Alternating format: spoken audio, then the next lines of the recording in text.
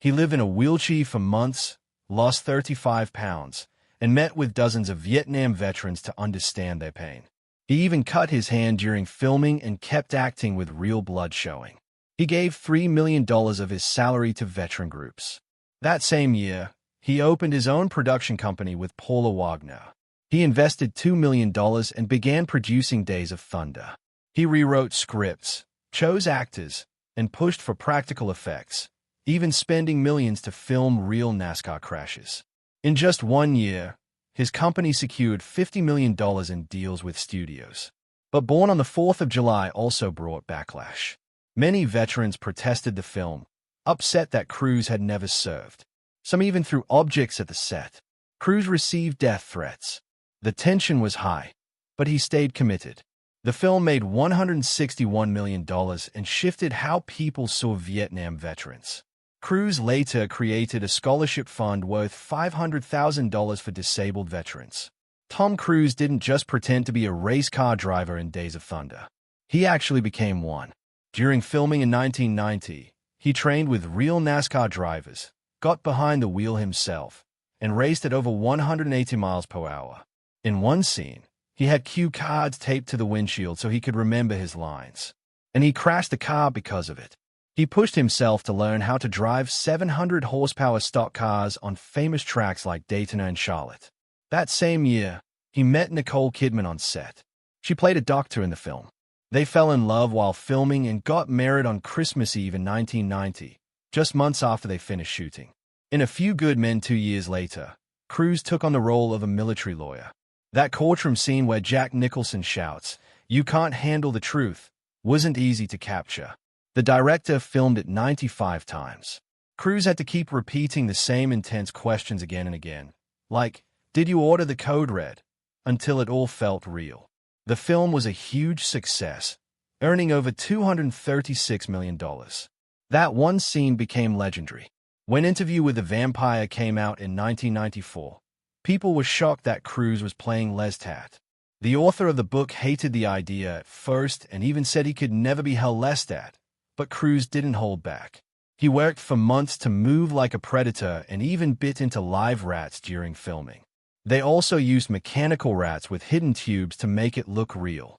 The whole movie was shot mostly at night, and Cruise wore heavy makeup and costumes for long hours. In the end, the author changed her mind and said Cruise gave a powerful and brave performance. In 1996, Cruise changed action movies forever with Mission Impossible.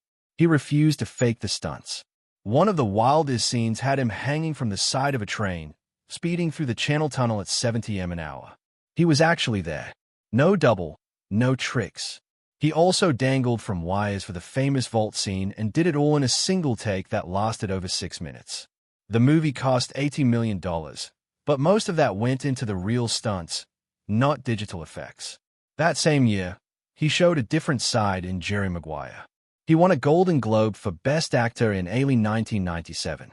The famous line, "Show me the money," wasn't even in the script like that. Cruise came up with the idea to shout it over and over, and it became a catchphrase across America. From late 1996 to mid-1998, Cruise spent 15 straight months filming Eyes Wide Shut with director Stanley Kubrick. That shoot became the longest in movie history. Kubrick had them film one simple scene 95 times. Cruise got so stressed he developed an ulcer but didn't tell anyone because he didn't want to slow things down. The movie pushed both Cruise and Nicole Kidman to the edge as they filmed heavy emotional scenes. Just 6 days after filming ended, Kubrick died. The movie became his final goodbye to the world. In 2000, Cruise took things even further in Mission Impossible 2. He did dangerous rock climbing on a cliff 2,000 feet high in Utah. During one part, he jumped 15 foot down onto a hard rock again and again until it looked just right. A helicopter came so close that the spinning blades nearly touched his head. The crew had to stop filming at times because of strong winds, but Cruise insisted on keeping the scene. In 2001, Cruise stepped into a strange world in Vanilla Sky. It was a remake of a Spanish movie, and he called up the director Cameron Crowe to tell him to watch it. He even got Penelope Cruz to play the same role she did in the original. Cruise wore facial prosthetics for the scenes after his character's car crash. The movie made over $200 million and slowly gained a cult following, even though not everyone liked it at first. For The Last Samurai in 2003, Cruise trained for nearly 2 years. He learned sword fighting, Japanese language, and martial arts. He worked closely with a sword master and did most of the horseback battle scenes himself. The story was inspired by a real French officer who fought with the samurai in the 1800s. The movie became the sixth biggest hit of 2003, earning $456 million. Cruise was even nominated for a Golden Globe. In 2004's Collateral, Cruise played a cold, calm killer named Vincent. He had silver hair and wore a gray suit, looking nothing like the usual Cruise. The whole movie takes place in one night as he forces a taxi driver to take him around Los Angeles. Cruise became someone terrifying and emotionless, and people were shocked at how different he looked and acted. Then came War of the Worlds in 2005. Cruise played a father trying to save his kids during an alien invasion. They bought an actual Boeing 747 and turned it into wreckage for one of the scenes. Filming took place in 5 states and lasted 73 days. Spielberg said it was his longest shoot in over a decade. Cruise even asked Spielberg to pause another movie so they could make this one first. In Tropic Thunder in 2008, Cruise completely surprised everyone. No one knew he was in it. He played a loud, bold, and heavy-set movie executive and danced like a maniac. The character was Cruise's own idea. He asked for fat hands and wanted to dance. The studio didn't even put him in the trailers. And when people saw it was him, they couldn't believe it. It showed that Cruise wasn't afraid to look silly or take risks. In 2011, Cruise climbed the Burj Khalifa in Mission Impossible: Ghost Protocol. He hung over 2,000 feet above the ground. They had to drill holes in the building and break windows to set up safety gear. His harness was so tight it made his legs go numb. Helicopters had only 30 minutes to film because of flight rules, and he used special IMAX cameras. He refused a stunt double as always. In Jack Reacher 2012, Cruise did all the car chase scenes through real Pittsburgh streets. He learned intense hand-to-hand combat and trained for months. The movie's release was delayed after the Sandy Hook shooting because it started with a sniper attack. But when it finally came out in December 2012, Cruise's gritty military investigator felt raw and real. Then came the most dangerous flight stunt in 2015 for Rogue Nation. Cruise held onto a real Airbus A400M as it took off.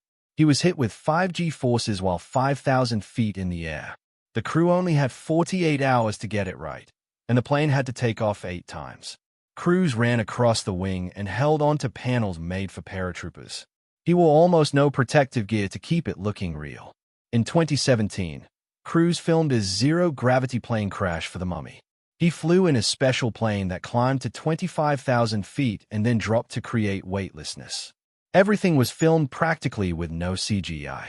Cruise and the crew had to do multiple flights, and each time, they had just minutes of zero gravity to get it right. It was one of the hardest scenes ever filmed in the air. In 2018, while filming Mission Impossible Fallout, Cruise broke his ankle jumping between rooftops in London. He finished the scene anyway. You can even see him limping. Filming paused for 6 months so he could heal, but he returned and did even more stunts. During the break, they filmed scenes where he could sit and rest his ankle. His dedication turned a real injury into part of the story. Finally, in 2022, Top Gun Maverick became the biggest hit of Cruise's life. He flew real F-18 fighter jets after going through intense pilot training. He made all the young actors go through the same thing. They used custom IMAX cameras inside the cockpits. Cruise turned down all streaming offers during the pandemic because he wanted the movie in theaters. It was delayed 3 years, but made nearly $1.5 billion and became the second highest-grossing movie of 2022. It proved that even after all these years, Tom Cruise was still willing to do the hard stuff for real. Tom Cruise was only 24 when he married Mimi Rogers in 1987. She was already an actress and a Scientologist. Through her, Tom was introduced to the religion that would shape almost everything in his future. At first, their relationship seemed strong, but behind closed doors, things weren't working. There were rumors Tom couldn't have children. In 1993, Mimi joked about it in a Playboy interview, hinting that he was thinking of becoming a monk. That comment left people guessing. Their marriage ended in 1990. Mimi later said it was because Tom was obsessed with work. He had a two-word focus in life: career first. He didn't know how to slow down, and that obsession broke them apart. She also mentioned that his deepening involvement in Scientology created a wall between them. Right after that, Tom met Nicole Kidman while filming Days of Thunder. They got married in 1990. Everyone thought they were the perfect couple, but they were hiding pain that the world didn't see. Nicole had her first miscarriage at age 23. The pregnancy was ectopic, meaning the baby was growing in the wrong place inside her. She said later that the grief from that loss was something no one talks about enough. After that, they adopted two children, Isabella and Connor. But in March 2001, right after Tom filed for divorce, Nicole had a second miscarriage. She was 3 months pregnant. It was a private heartbreak happening at the same time as a public breakup. The loss, the divorce, and the silence around it all made it even heavier. After the split, Tom started dating Penelope Cruz. She was his co-star in Vanilla Sky and stayed with him for 3 years. She even started studying Scientology to be closer to him, but it didn't work. Penelope followed Buddhism and didn't want to leave it behind. Scientology leaders, especially David Miscavige, didn't approve of her. One former member said that it's not just about loving Tom. You have to obey the church, too. After they broke up in 2004, rumors spread that Scientology had started auditions to find Tom a new wife. The church denied it, but the idea stayed in people's minds. Then came Katie Holmes. In 2005, Tom jumped on Oprah's couch, shouting that he loved her. It felt wild but romantic. They married in an Italian castle in 2006, the same year their daughter Sui was born. Katie used to say marrying Tom was a dream come true. She called him the man of her dreams. But by 2012, the dream turned into fear. Katie filed for divorce, asking for full custody of Sui. Tom was completely shocked. He didn't see it coming. They settled things quickly, quietly. Katie's goal was to keep Sui away from Scientology. That became the line neither side could cross. They agreed to respect each other's beliefs, but the damage had already been done. Since then, Tom hasn't been seen with Sui. The last public moment was at Disneyland in 2012. She was just 6. Over a decade passed. In 2024, she graduated from high school, but Tom didn't show up. That same day, he was seen enjoying a Taylor Swift concert in London. People couldn't believe it. Former Scientologists said this was because of the church's disconnection rule. If someone leaves the religion, you cut ties with them. Katie had protected Sui from the church, and Tom chose his beliefs over being a father. Now Sui is 18 and can decide for herself. But after all these years, their bond seems broken. Back in 2005, Tom also caused a media storm when he criticized Brooke Shields for using antidepressants after giving birth. He said there was no such thing as a chemical imbalance and blamed her for using medication. He said people should just take vitamins and exercise. Brooke hit back with a powerful piece in the New York Times. She said he should stick to saving the world from aliens and leave mental health to the professionals. She made it clear that he had no idea what postpartum depression felt like. Later, Tom apologized, but Brooke said it wasn't a great apology. It was just the best he could do. Tom's deep connection to Scientology began in 1986 when Mimi Rogers introduced him to it. At first, he kept it a secret, but in 1990, after the press leaked it, he admitted everything in an interview with Barbara Walters in 1992. He said the church helped him overcome dyslexia. Over time, he became one of Scientology's biggest stars.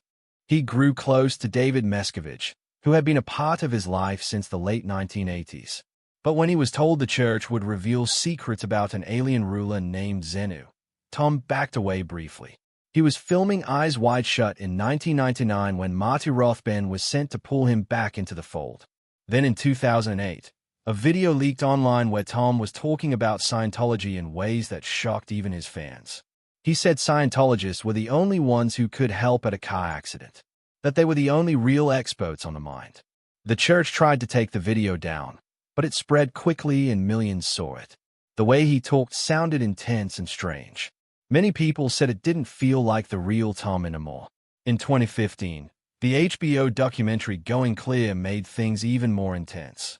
Former high-ranking Scientologists spoke out. They said the church helped find women for Tom to date. One said Nicole Kidman had been wiretapped after being labeled a troublemaker.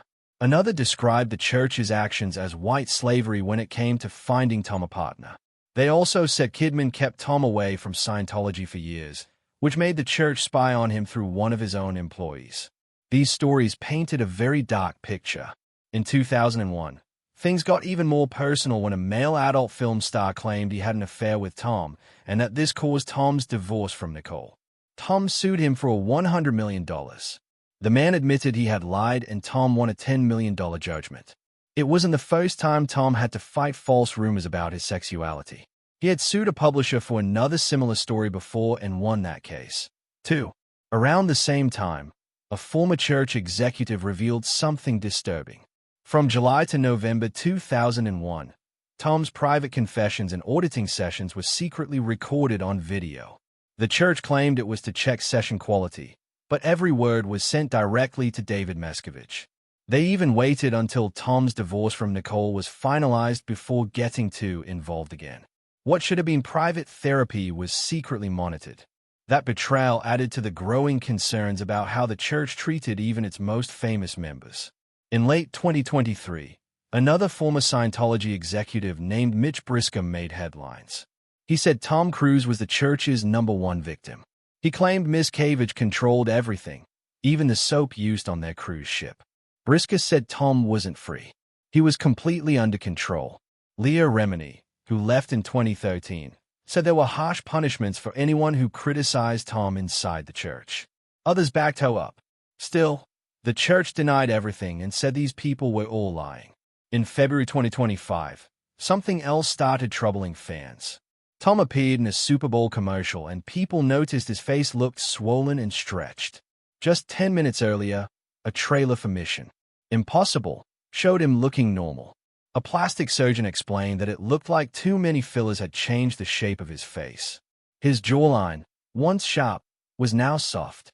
The doctor said this kind of swelling and stretched skin usually comes from too much injected filler. By May 2025, Tom explained how hard he was pushing his body for Mission Impossible stunts. He told People magazine that he ate almost a dozen eggs every morning along with bacon, sausage, toast, and coffee just to fuel his body.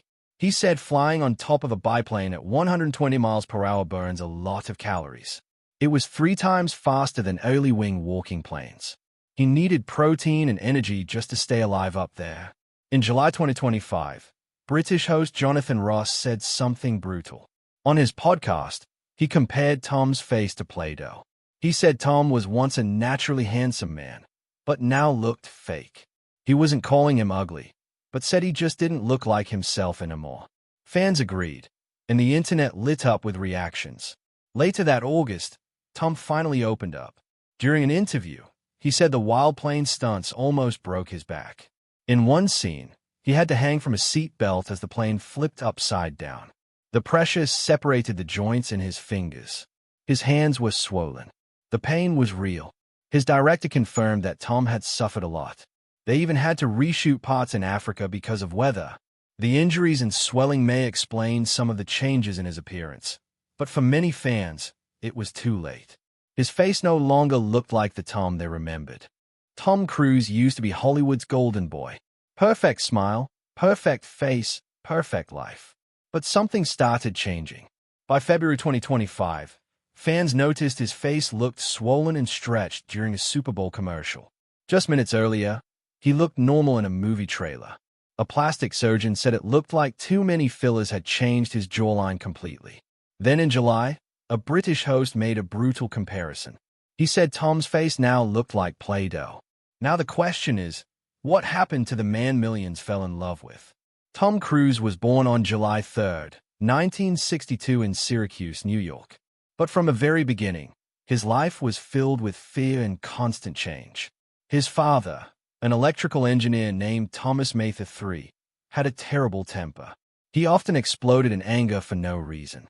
Tom once called him a merchant of chaos. It wasn't just yelling.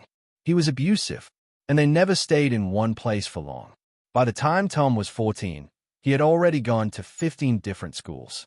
One month he was in Canada, the next in Kentucky or New Jersey. Every time he made a friend, he had to leave. That kind of life left him always on edge. He never felt safe. But it also taught him how to adapt fast, something that would help him later in Hollywood. In 1969, when he was just 7, his teachers noticed he couldn't read properly. They said he was smart, but something wasn't right. After some tests, they found out he had severe dyslexia.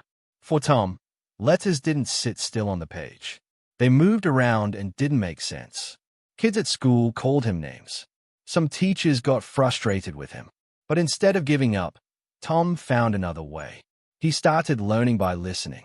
He'd have people read scripts to him over and over. That's how he memorized every word. Not just his lines, but everyone else's, too. What started as a painful struggle ended up becoming one of his greatest strengths. In 1974, when Tom was 12, his mother, Mary Lee, finally made a brave choice. She left her abusive husband. She packed up the kids and walked away with almost nothing.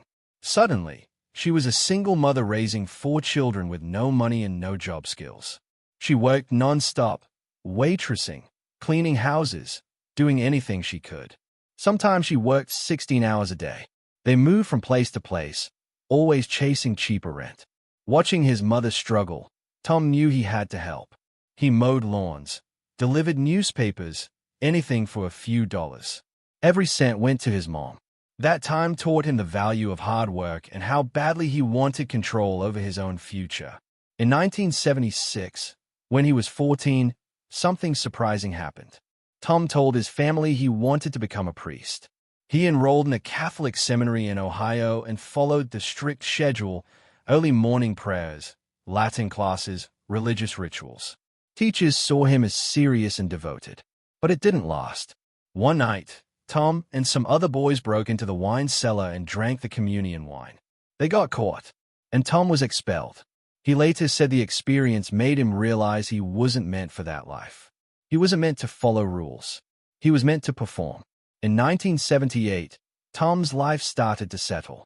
His mother married Jack South, a paint salesman who treated Tom kindly. They moved to Glen Ridge, New Jersey.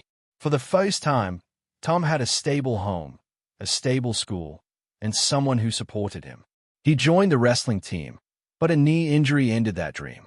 One day, his drama teacher asked him to try out for the school play. Tom got the lead role in Guys and Dolls. Suddenly, something clicked. On stage, he felt alive. He gave it everything he had, memorizing not only his lines, but everyone's. The audience loved him.